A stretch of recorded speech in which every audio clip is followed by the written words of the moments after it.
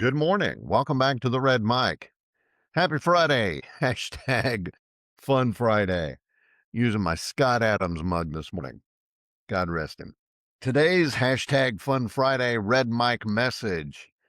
Going to talk about the snow globe. A Facebook memory popped up this week from 12 years ago. I'd ask a question of my friends. Why don't kids do baseball chatter anymore? You might remember it. Hey, bada bada bada, swing a bada. He can't it, he can't it, he can't it. Swing a bada. Hats off to Ferris Bueller and Cameron Fry from the Cubs game. When I was a kid, everybody did it. I mean, you were chattering at the batter, trying to get in his head and try to make him mess up. And it's not done anymore. Baseball players still make noise, but they're talking to their own team. Kid whiffs on a pitch and you're like, somebody's like, yeah, good cut, buddy, but it's coming from their own dugout. They're not messing with with the team they're playing anymore. And I hate that.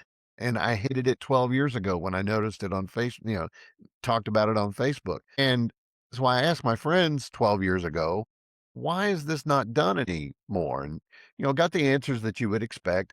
Political correctness, everybody gets a trophy, can't hurt anybody's feelings, snowflakes. And it went on for dozens of comments.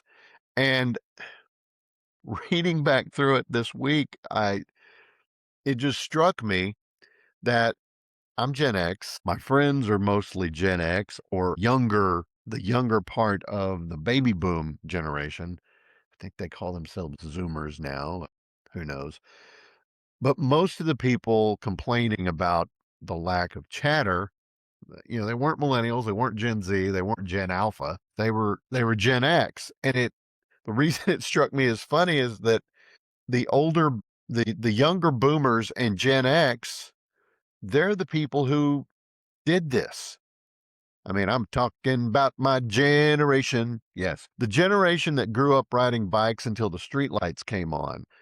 The generation that drank from water hoses. The generation whose parents often had no idea where they were for half the day and had to be reminded that they had children with it's 10 o'clock. Do you know where your children are? It came on TV. If you don't believe me, look it up. It's a real thing.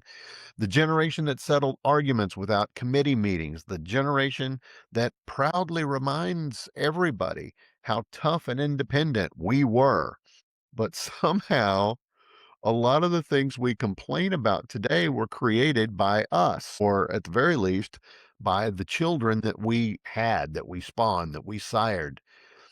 The generation that grew up with the least supervision became the generation that supervises everything. We are the helicopter parents. We are the safe spaces crowd. We figured everything out on our own, and we are the ones that wanted an adult involved in every disagreement. We were raised tough, but we became the generation that often tries to remove every uncomfortable experience from childhood. Part of me thinks it's the Adam Walsh thing, you know, that happened when we were, late elementary school, early middle school. And that's when everything changed, right? That's when everybody started paying a whole lot more attention. But really, I mean, safe spaces and I need time for myself and all of the stuff that I just can't stand and can't understand. It seems like it largely came about because of the parenting choices that we made. And that just cracks me up.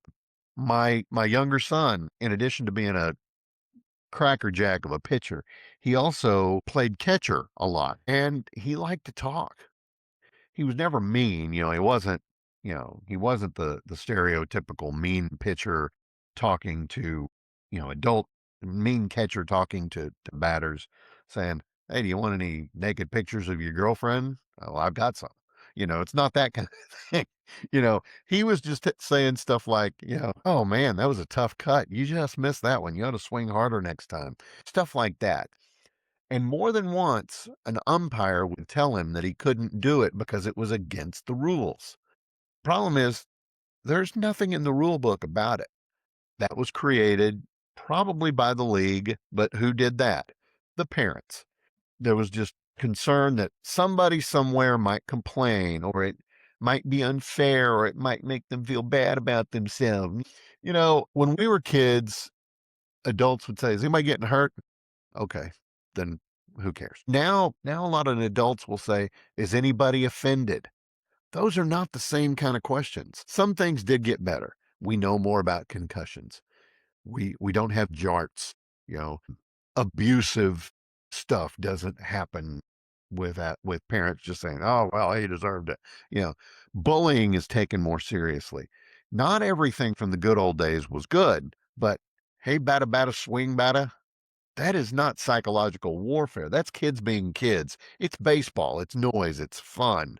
And it still makes me laugh because after listening to Gen X complain about snowflakes for the better part of 20 something years, I've kind of come to a conclusion. The kids didn't start as snowflakes. They were willing to compete. The adults are the ones who are worried that somebody might get upset. Kids are willing to lose.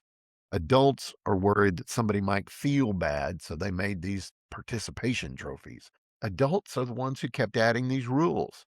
The funny thing is that I've seen in all of this, the generation that complains the loudest about snowflakes spent most of their adult lives building the snow globe. And that's where it's snowing.